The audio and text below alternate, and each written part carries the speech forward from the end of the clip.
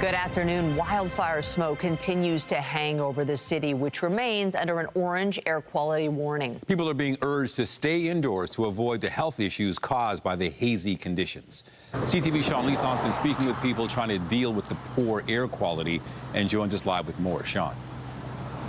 Well, Nathan and Michelle, as bad as the air was yesterday, Environment Canada tells CTV News that the air quality is actually 5 times worse today in the city of Toronto. They've rated the air quality at very high risk. It's the worst possible quality for them. We also know that Toronto currently ranks 3rd worst in the world for air quality, only behind Minneapolis, Minnesota, and Detroit, Michigan.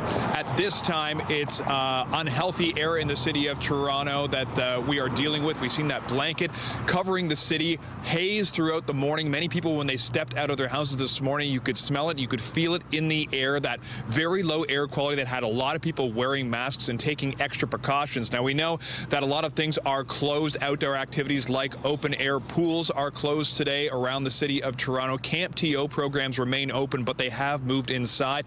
We've been told that Canada's Wonderland is actually staying open today, but they've given masks to their employees, keeping them inside whenever possible. We know the Toronto Argonauts are actually having their practice indoors today to take as many precautions as they can, and people are being urged to stay indoors as much as possible to protect themselves because this poor air quality can affect anybody at any age. Here's what some people were saying today. Yeah, it was so interesting because yesterday I woke up and I didn't know it was smoky till I left the house, and this morning you could smell the air as soon as you woke up, and so it's definitely getting worse, and so I'm hoping that the rain this weekend or something helps to clear it up soon. I walked outside of my apartment yesterday morning not expecting it, and I was like, oh, wow, this is not great. So I've been wearing my mask for the last 2 days outside because I can at least breathe. Not often, and probably in the last 10 years it sort of started, right? So when we were kids, this didn't happen, and you know, when my kids were small, we didn't worry about this. So they're going to stay indoors. I'm just getting them to daycare, which is safe, and they're staying indoors. I took the bus, trying to minimize the time spent outside, and I'm looking out the bus window and noticing very few foot traffic, not a lot of people out, so I'm hoping other people are also taking precautions because getting the scratchy throat, and it's not feeling good. So I should note that in the late morning, the air quality had improved a little bit in the city of Toronto, but it looks like it's going to be a brutal day with conditions not improving until tomorrow. Reporting live, I'm Sean Leathong. Michelle, send it back to you. Thank you, Sean. Meanwhile, Ontario's Minister of Emergency Preparedness and Response has sent a letter to Ottawa requesting federal support in addressing the wildfires. Minister Jill Dunlop posted the letter online, along with a statement that reads in part, in response to the significant threat of wildland fire activity in Northern Ontario, the province has issued a formal request for assistance to the Government of Canada to be prepared to expedite the deployment of federal resources to support evacuations. This includes possible Canadian Armed Forces deployments. The Provincial Emergency Operations Centre is fully activated and is working closely with community, leadership, Indigenous Services Canada, Public Safety Canada, and the Ministry of Natural Resources to support the safe evacuation of those at risk. And continuing with the weather situation, here's a live look at the city this afternoon. It might not seem as bad compared to yesterday by the looks of it, but the air quality pretty much the same as yesterday. Lindsay Morrison has a look at the current conditions. Hey, Lindsay. Yeah, Nathan, the sky not quite as orange and eerie as it was yesterday. We're seeing the sun try to shine through that smoke today, but it's true. The smoke is a bit more surface level, so it is not great to breathe it in. You're going to want to limit, again, your time outdoors today. We remain under an air quality warning, orange level here in the city of Toronto. This is the satellite image, and yes, some of this is cloud, but some of it is smoke, and you can just see the direction of the jet stream and why here in southern Ontario we've been such a target for the smoke. Today, horrible air quality around places like London, Owen Sound, Sault Ste. Marie today as well. We are going to see some improvement here locally as we make our way into the day tomorrow, but then a change in wind direction does bring some of that smoke back into the GTA for the weekend. Here's a look at the winds right now. They're coming out of the northwest. They're not particularly strong, so that's a good thing. 27 degrees, feels like 31 out there. All is pretty quiet on the satellite and radar aside from that smokiness. Here's your day at a glance. 28 for the high, feeling like 32. And coming up, we will talk about when this smoke is expected to disperse and clear out even further. But I will advise you of the fact that it's not going to be gone for good. We're going to be dealing with this for some time. For now, though, Michelle, I'm going to send it over to you. Thank you, Lindsay. A garage fire prompted the evacuation of several homes in Mississauga early this morning. The fire broke out around 1:30 at a home on a residential street near Gorway Drive and Derry Road. No injuries reported, and residents have since been allowed to return to their homes. The cause of the fire is under investigation. And police are searching for a driver in connection with a hit and run in North York. The crash involving a car and a motorcycle happened on Carnforth Road near Victoria Park in Lawrence around 6:30 last night. The motorcyclist, a man in his 20s, was taken to hospital with serious injuries. The driver of the car ran from the scene. Now, police are asking anyone with information to contact them. Two men have been arrested in connection with what Halton police call the largest methamphetamine seizure in the service's history. Police say 273 kilograms of meth and 20 kilograms of cocaine were seized following 2 traffic stops and a raid in Brampton in recent months. This was all part of an investigation called Project Jester. The drugs have an estimated street value of $5 million. 36-year-old Taleb Saleh of Mississauga and 33-year-old Sukhveer Beering of Brampton are facing drug trafficking charges in connection with this seizure. Ontario's Ministry of Colleges and Universities has disqualified students at 5 private career colleges from receiving student loans this year. In a statement, the government didn't specify its concerns. However, a court challenge from 3 of the schools suggests it's related to online enrollment.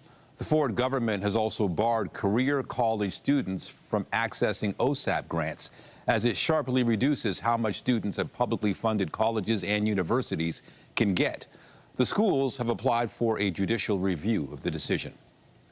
Well, school is out for the summer, but the Toronto District School Board is celebrating its best students today. The board honoring a trio as its top scholars for the past school year. John Musselman joins us live now from TDSB headquarters with more on these talented students. John. Well, quite a recognition, Michelle. These are the top students, as you mentioned. They all earned 100% averages in their grade 12 year. We'll show you some video now. These 3 young men, one went to Martin Grove Collegiate, the other went to Bloor Collegiate, the other third student went to virtual secondary school.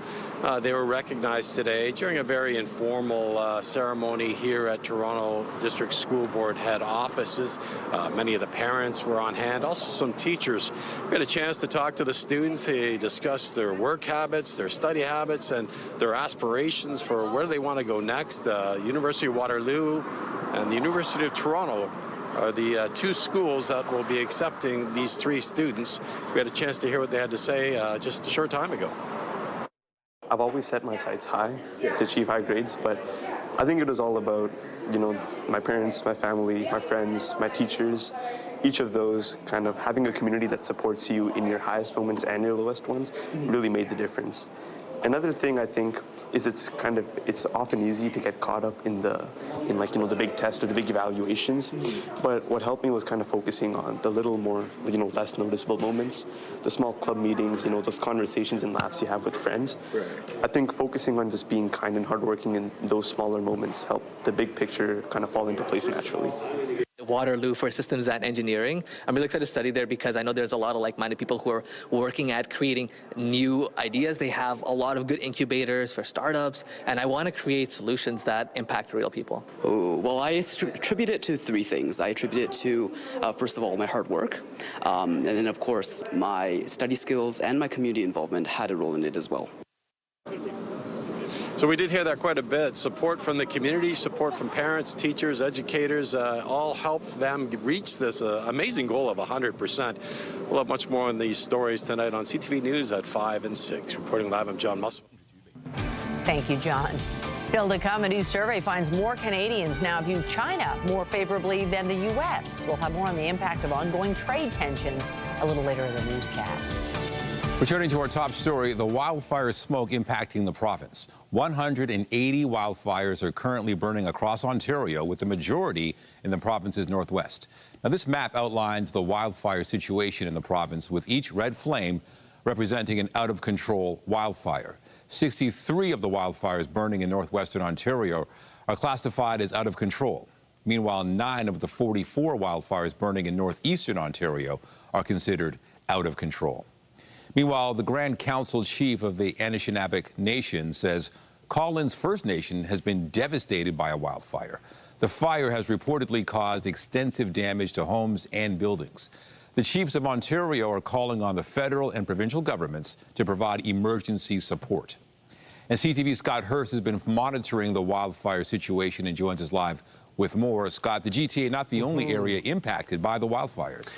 Nathan, good afternoon. It's hard to escape the wildfire smoke. It's lingering the air and impacting so many of us here in the greater Toronto area and beyond. Of course, a long way away from where the fires are actually burning, and that is where the threat is most extreme. You mentioned some of the First Nations that are impacted by the wildfires that are currently burning, and we do know now that the province has formally requested assistance from the government of Canada, and the federal government says it is providing air support in the ongoing firefight. And according to the Ontario Premier, there are more than 150 fire crews and nearly 50 water bombers and helicopters that have been deployed in this significant firefight, with more than a dozen communities that are either already initiating evacuations or considering evacuations to protect their residents and do what they can to protect the people who live in those communities. As you mentioned, some 180 wildfires burning across the province right now, and according to official tracking, that's impacting more than 600,000 hectares, or that's close to 6,000 square kilometers being burned right now as we speak. Several First Nations in the region, as you mentioned, suffering extensive damage already, including the Collins First Nation, some 200 kilometers from Thunder Bay. The chief says homes and other community buildings have already been impacted, so residents who have been forced from their homes now not knowing if they will have homes to return to.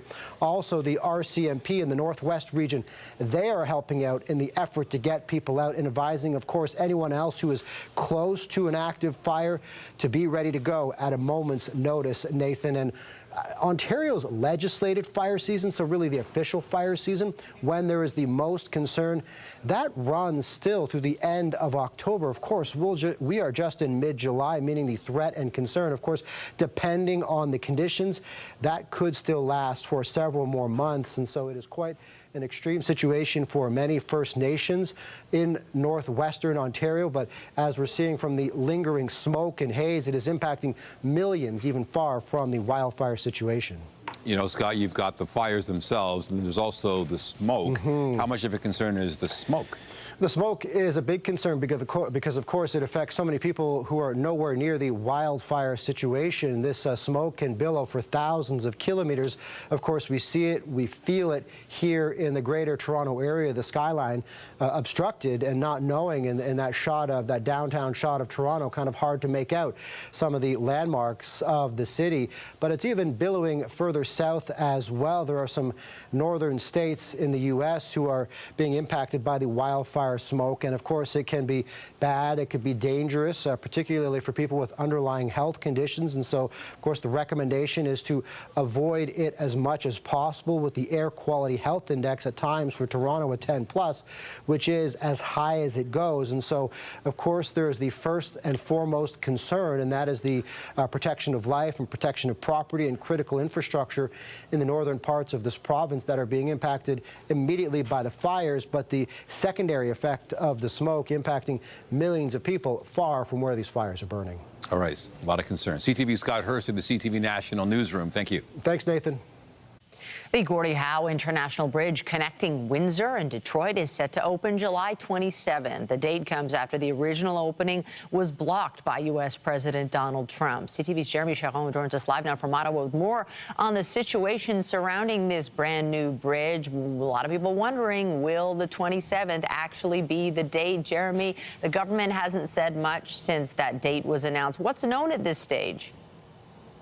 Yeah, Michelle, no kidding. A lot of people wondering whether or not it'll actually open on the 27th. That's because last month, as you've touched on, the bridge was supposed to open. A ribbon-cutting ceremony was set. The Prime Minister had confirmed the bridge was going to be opening. All that for the President, U.S. President Donald Trump, at the 11th hour to cancel everything. And invites were rescinded to that ribbon-cutting ceremony. And here we are. The 27th is the new date to which both sides have agreed upon, along with a new agreement between Canada and the U.S. for the opening of this bridge. But there are many questions about what that new agreement means. Late last week, the federal government put out a press release announcing the opening and a new 15-year agreement between Canada and the U.S. that would establish a new revenue-sharing structure and change a number of things that were agreed upon with the previous agreement. What CTV News has learned from sources is that this new agreement means that Canada and the U.S. are actually going to split part of the profits over the next 15 years. So they're going to split 50-50 the profits. The previous agreement was that Canada would get all of the revenues, including profits, until they recouped the cost of the bridge, $6.4 billion, which they fronted to build the project. Now, they're going to split profits 50-50. Now, the Prime Minister has not said much on this. The government has not said much about the details of this agreement. But in a one-on-one interview with CTV Calgary last weekend at the Stampede, the Prime Minister tried to provide some clarity and established the fact that we're talking about net profits, so that the profits that will be split between Canada and the U.S. will be after, bridge servicing fees are paid for and after some debt is accounted for. And so the big question is, what's the exact breakdown? What is the exact amount of money that is going to go to the U.S.? And the U.S. is said to be using that money to put into a fund that will help the economy locally in Detroit. So many questions still, and the expectation is that the Prime Minister at a press conference today, he is speaking right now, will be asked about this, and hopefully will provide a little bit more clarity as to what this deal actually means and what the numbers actually are, because we just don't know much at this point. And it's being criticized by some as yet another capitulation to Trump. We put up the money, the deal was made. Do you remember when the bridge was coming together? There was that epic moment where a piece from the Canada side and the U.S. side and both flags and everything was good. But now, it's rocky, kind of symbolic of our relationship with the U.S. right now. Absolutely. The bridge, many have signaled, could be, a symbol of the relationship. I spoke to, a company a while back when the bridge was supposed to open about, the process and the fact that there were people building that bridge that had to bring their passports with them as the bridge got closer and closer together in case they crossed into Canada or U.S. territory on either side. This was a bridge that many hoped could be, a symbol of the relationship and kind of help mend some of the tension that exists. And ultimately, all we've seen, as you've touched on, is another capitulation, if you will, from the Canadian side. We've seen them reverse the digital sales tax because the U.S. administration didn't like it. They've asked the CRTC to revisit its decision to impose new rules on U.S. streamers, big U.S. streamers, to provide more to Canadian content. That was because the U.S. administration didn't like it. And now, as you've touched on, U.S. President Donald Trump didn't like the agreement that had already been signed for this bridge. So now there's a new deal to get the bridge open. Some people take issue with that, of course. The federal government says, or will likely say, that this was a necessary decision to get the bridge open, and there will be a lot of financial benefit to that. But there are questions as to whether or not Canada, gave up too much just to get something done that had already been agreed upon, Michelle. Well, let's see where this is headed. CTV's Jeremie Charron, live for us in Ottawa. Appreciate it. Yeah, anytime. Well, gas prices have been on the rise amid the renewed violence over in the Middle East. Recent survey outlines the impact the rising costs are having on summer travel plans. CTV's Peter Sperling looks into it. Making summer memories. The museum was really fun. Hudson Clark visiting the Canada Science and Technology Museum with his sister and mother Eva. We decided to stay more local this week because the gas prices are high, and then we were taking advantage of the Canada Free Pass to enter the museum to try and save some costs because everything now is super expensive. The rising cost of gas has many watching their wallets and rethinking summer travel plans. We definitely changed our plan. We were hoping to travel a little bit further because we have the week off, but we're going to be very mindful about where we travel and how we plan those travels so that we can save on gas. She's not alone. A new CAA survey finds Ontario families are feeling the impact of higher gas prices. It's not just about filling up at the tank, it's about their overall affordability and household budgets. And according to CAA, nearly 7 in 10 Ontarians aged 35 to 54 say gas prices are affecting their recreational activities and vacation plans, with many scaling back or rethinking how they spend their time off. Now at the pump, many drivers not surprised by the survey results. No, I'm not surprised at all. People are staying closer to home, what I'm hearing. That is surprising because, like depending on where they're going, for us as Canadians, driving's the norm. It's so expensive. Gilles Rosen's still going ahead with a road trip to PEI later this summer. Well, we're using my wife's car, so it's cheaper on gas. But back at the museum, It's just been a great week for me. Peter Sperling, CTV News. A government audit has found Canadian diplomats face safety risks during missions in the U.S. Global Affairs Canada says the risks relate to street crime, protests, and widespread presence of guns. The audit finds those factors make security and emergency management a critical component of day-to-day operations. The report also notes Canadian diplomatic staff have had difficulty accessing health care as providers can withhold treatment until an insurance payment is sorted out. Canada currently has 130 diplomats, 254 staff stationed in the U.S. A new poll suggests Canadians now have a more favorable view of China than the U.S. The Pew Research Center survey found 2 in 5 Canadians view China positively, compared with roughly 1 in 3 who have a favorable opinion of the U.S. Researchers say attitudes toward the U.S. have declined sharply since 2023 amid trade disputes and political tension. However, Canadians remain cautious about China's president, but trust numbers for U.S. President Donald Trump were even lower. In the Middle East, the U.S. intensified its strikes on Iran early today, hitting targets farther north.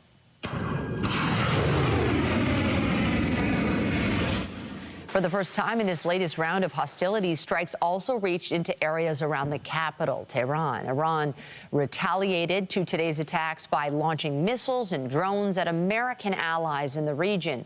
Days of back-and-forth strikes by both sides and renewed threats to the Strait of Hormuz have shredded the interim deal to end this war. U.S. President Donald Trump is set to make a prime-time address tonight. Instead of speaking about the war with Iran, Trump is instead expected to talk about voting machine security and alleged foreign interference in U.S. elections. Trump has repeatedly claimed the 2020 presidential election, which he lost to Joe Biden, was rigged. Trump's address comes less than 4 months ahead of the U.S. midterm elections. Argentina will have an opportunity to defend their World Cup title after earning their spot in the final match yesterday. Messi. Oh, and England are in trouble.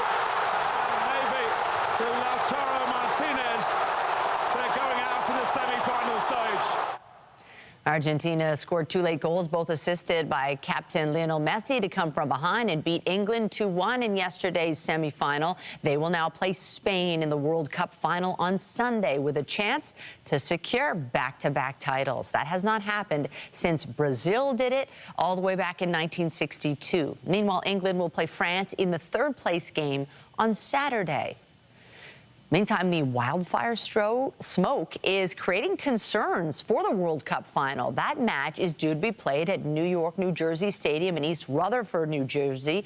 Both New York and New Jersey are being impacted by the wildfire smoke coming across from our Canadian border. Lindsay. And as we've mentioned, that air quality is still very poor here in southern Ontario. In fact, once again, we were at 10+ on the Air Quality Health Index, or the AQHI. Here's what it looks like right now. Yeah, it's still 10+. And this is a widespread situation across southwestern Ontario, seeing some of the worst smoke that they've experienced so far. There should be gradual improvements across eastern Ontario a little later on, but it's pretty bad everywhere. So these are some of the health concerns that you have to be aware of. of irritation in the eye, nose and throat, headaches, mild cough, and then of course with more severe cases and more exposure, wheezing, chest pain, and a severe cough. Drifting smoke is going to be a story for the next several days. We're going to take you through the weekend forecast and show you whether or not rain could help the situation. That's after this break here on CTV News at noon.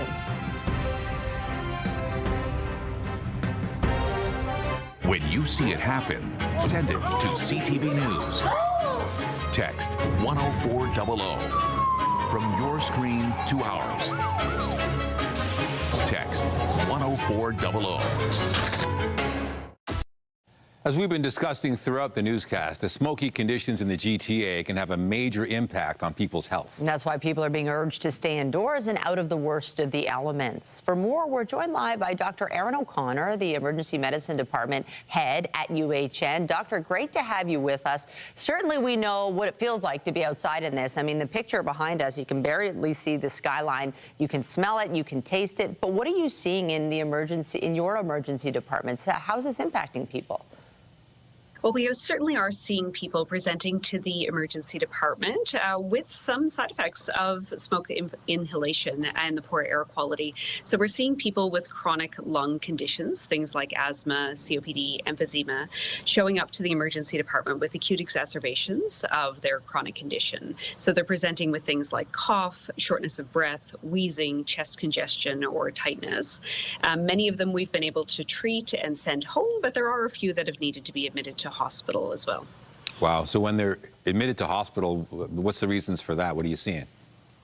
So typically it's when we're not able to reverse the acute exacerbation of their underlying lung condition with things like inhaled steroids or a short course of oxygen, when they're needing longer term treatment for usually a few days in a hospital. I think a lot of people right now are trying to make decisions, right? Doctor, they're saying, okay, do I go for my walk? Do I walk to Tim Hortons or do I drive today? Kids have camp and the camp's still on. Is it okay for them to spend a few hours outside? What is your advice in terms of activity outdoors with these conditions? I understand these debates. I'm having them myself with my children in camps today as well. Certainly, if you are someone who is elderly, if you are very young, if you have underlying medical conditions, we would really want you to be avoiding going outside as much as possible or entirely today, staying inside with the doors and windows closed.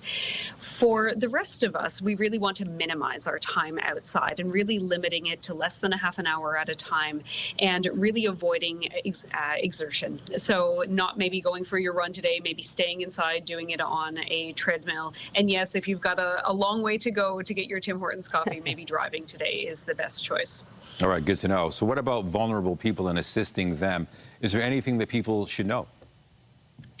Certainly, if you are one of the more vulnerable, again, staying inside, doors and windows closed, and if you know or love a more vulnerable person, checking in on them and making sure they're okay, making sure they're not experiencing chest pain or shortness of breath, and if they are, encouraging them to seek medical attention. Dr. Aaron O'Connor at UHN, we really appreciate your time today. Are you expecting to see more people as this becomes a prolonged event? We are. So we are seeing an increase in people. We did pull some data on that earlier today. And the longer this goes on, the more we will see the cumulative effect of this particulate matter as people are breathing it in. Well, we hope, you know what? We hope we could get some rain or something to wash this smoke away because it really is frustrating. And we appreciate your time because we know you are busy. Thanks so much. Happy to help. Take care. Bye. All right, so much good advice. And you know, they call Toronto the Big Smoke, but not for this reason, right? Well, we are living up to our name today, and I think everybody just wants to know, okay, when is this moving out? But I would imagine it's hard to say, too. It is hard to say. We don't know how many fires continue to pop up, which ones intensify, which ones are starting to be put out. We know that crews are working hard in northern, northwestern Ontario and really across the country to try and put some of these fires out, stop the smoke from making its way toward us here in southern Ontario. But what we do know is that this smoke is going to be in the atmosphere for a little while now. What we are watching is the position of the jet stream, the wind direction, because a change in wind could impact who's seeing smoke and where it's departing. Also, we've got a little bit of rain in the forecast, so let's see if that can help the situation too. Weather is brought to you by the Presler Law Firm Injury Lawyers. You don't pay unless they win. As you know, it has been a smoky few days, a couple of days anyway. It is unbelievable just how quickly it became the sky looking like this yesterday. And then, of course, today we've got a whole lot of smoke at the surface level. As we've mentioned, you can really smell it today. It smells like a campfire out there. Air quality warnings remain in place. In fact, they were expanded to include more sections of Eastern Ontario today. If you are joining us from areas like London, Ontario, and back toward Windsor, you're seeing a bit more of the smoke today. You didn't have it quite as bad yesterday. And then areas like Sault Ste. Marie and back toward Thunder Bay, intense smoke, very poor air quality once again. In fact, these air quality warnings extend all the way back into northern Manitoba, parts of Saskatchewan, and even the Northwest Territories. So it's a story that is impacting millions of Canadians. Here's a look at the satellite and radar. It's hard to pick up smoke on the satellite. It happens sometimes. We are seeing some cloud. We're also watching for some wet weather, not just here at home, but as mentioned, also in the communities where these wildfires are burning. There's been a lot of attention paid to Armstrong. That's just near Lake Nipigon here, just a bit north of Thunder Bay. Of course, we've all seen that dramatic train video. So wildfires very much burning there. Hoping for some rain in this area, but of course, storms, thunderstorms can be a double-edged sword because you want the rain, you don't want the lightning, and it's not necessarily a good thing to get a big downpour of rain. You want it to be slow and steady over a couple of days to really help put out some of those flames. For us here tomorrow, we do expect an improvement when it comes to the smoke here in the lower Great Lakes for your Friday. So waking up tomorrow morning, hopefully a clearer sky, a little more sunshine. As the day goes on, we see some showers start to creep their way into the GTA. That's mainly late Friday and overnight into Saturday. I'll get to this momentarily, but with the arrival of this wet weather comes a change in wind direction. So all that smoke in southwest Ontario could drift back toward us here in the GTA. We're looking at perhaps some thunderstorms on and off throughout the day on Saturday. Again, with the smoke in the atmosphere too, that could lessen the amount of precipitation that we end up getting, but the precipitation falling could also help clear some of that air. So there's a lot going on. There's a whole lot of factors here. Sunday's looking like a bright sunny day, so that is some good news. Here's a look at the wind direction, and we see it changing direction to more of a southwest flow again as we head into late Friday and early Saturday. Temperatures, this is also some good news. Not as hot as it has been in parts of the prairies, northwestern Ontario, and of course here in the south. We're now at 29 degrees. It feels like 32, so we have surpassed our expected daytime high. A little bit tricky to forecast the temperature right now because, again, the smoke is interfering somewhat. There's your evening at a glance. This is about a 7 p.m. timestamp. Overnight tonight, 20 degrees for the low, still technically warm, but not as hot as it was a couple of nights ago. And then the next 3 days, Saturday, I don't often wish for some wet weather on a Saturday. Hopefully you don't have plans that are going to be disrupted by that. But again, some wet weather would probably be a good thing to help with the smoke situation. Back into some sunshine for Sunday and Monday, and then much cooler temperatures are expected through the middle part of next week. That's the weather for now. Michelle, over to you. Thank you, Lindsay. We have to take a quick break. You're watching CTV News at noon. Stay with us. Lots more to come. The Teamsters Union is denouncing CN Railway after a crew had to be evacuated from a train that was surrounded by fire in northwestern Ontario. This could potentially overtake us here. This is getting a little scary. More than a little scary, the crew had to be treated for smoke inhalation. The union now wants the company to stop operating through active wildfire zones. It accused CN of knowingly sending workers into the fire and endangering their lives, and says the Teamsters are trying to get to the bottom of the company's decision. CN says the train crew was safely evacuated from the area, and it has temporarily suspended rail operations near Armstrong, close to where this incident happened. Now, this is what one of the top tourist attractions in the world looked like this morning. Can you see it there? Heavy wildfire smoke shrouding Niagara Falls, making the so-called eighth wonder of the world very difficult to see. This video was shot from the Canadian side, showing the Horseshoe Falls at what is a very busy high peak time during the summer tourist season. Canada's drug agency is recommending public drug plans pay for a treatment which has been shown to slow the progression of early-stage Alzheimer's disease. Lecanemab is an antibody which targets the buildup of a specific plaque in the brain, which is believed to be an underlying cause of the disease. Health Canada approved it last October, but Canada's drug agency recommended against publicly funding it in February because of concerns about effectiveness and possible side effects. Now the agency says it may have underestimated its clinical meaningfulness. Women account for more than 57% of all stroke deaths, but many female-specific risk factors are not routinely addressed in care. CTV's health reporter Pauline Chan has more on the effort to combat this situation. Shannon Langlois-Horkey was trying to catch her puppy Willow when she suffered a stroke in 2022. She was just 42 years old. It was instant. It was started to go dark. Everything started to kind of shut down. I could feel weakness, and I knew I was going to collapse. She was lucky she got help right away and did well with her rehab, but she says trying to navigate health services, like help for vision loss, was difficult on her own. We actually tried to integrate care through integrated referral pathway with neurology, family medicine, cardiology, OBGYN, psychiatry, and many other services. Dr. Alexandra Picula in the center, with Shannon on the left, leads the Women in Midlife Brain Health and Stroke Prevention Clinic, also known as WIM, at UHN.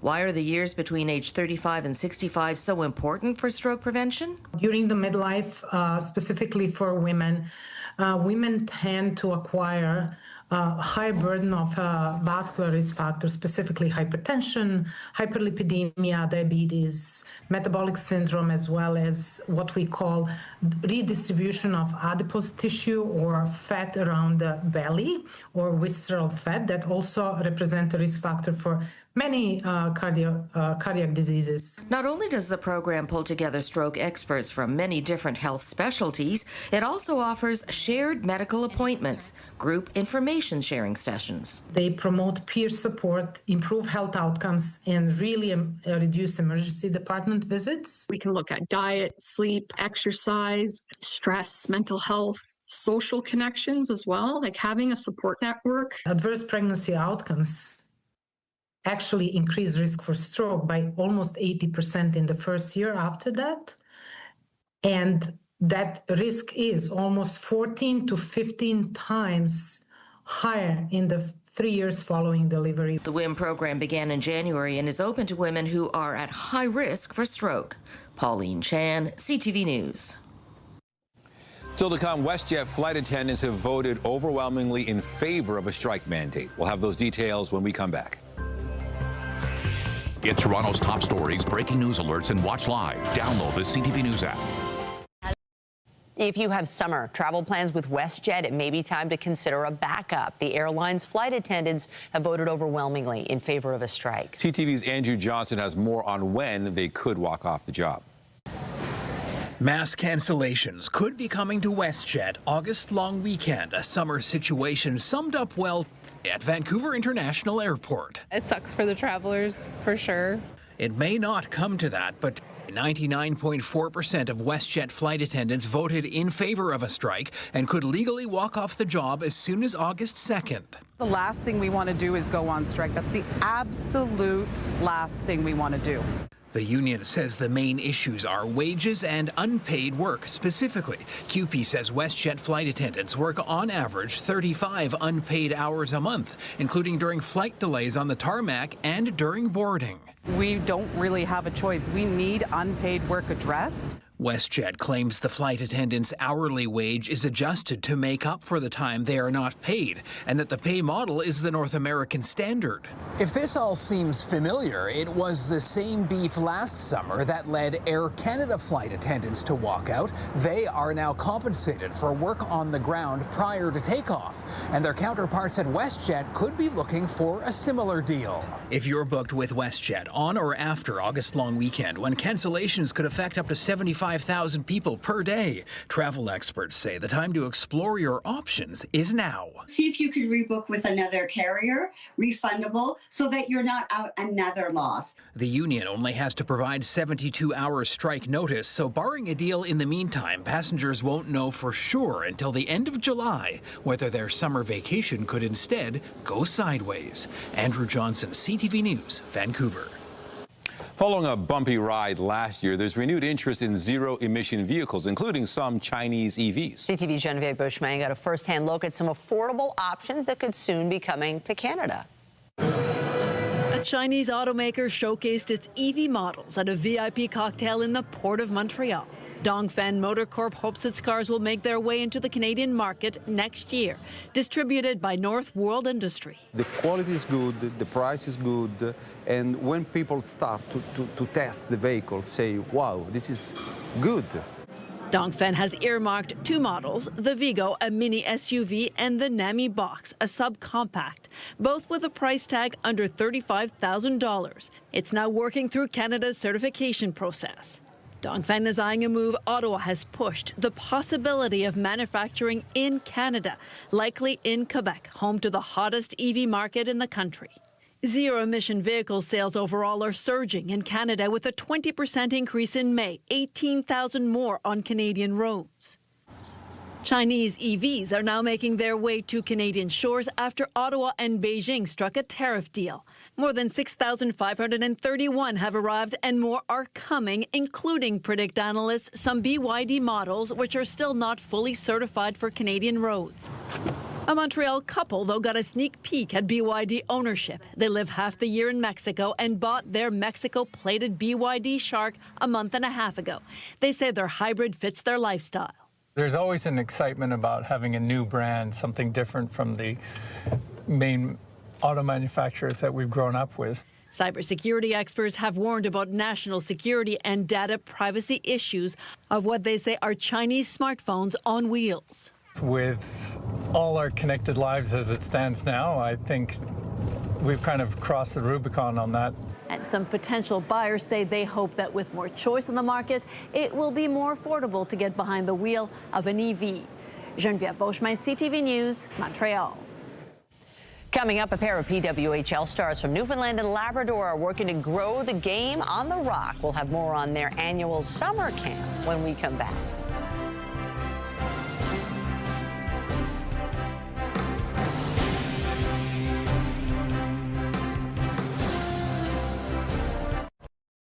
The only two PWHL stars from Newfoundland and Labrador have teamed up to inspire the next generation. As CTV's Garrett Berry reports, the hockey camp also featured a special surprise. Off the bench, onto the ice. It's like really cool because I look up to them. It's like really awesome to get to meet them and stuff. Under the eyes of a hockey pro. Teach us lots of good stuff and it makes me like motivated. PWHL players Maggie Connors and Abby Newhook, the only two from this province in the biggest women's hockey league, have teamed up for a second summer with this hockey camp. Teach them everything we know to this point and give back to the game that's given us so much.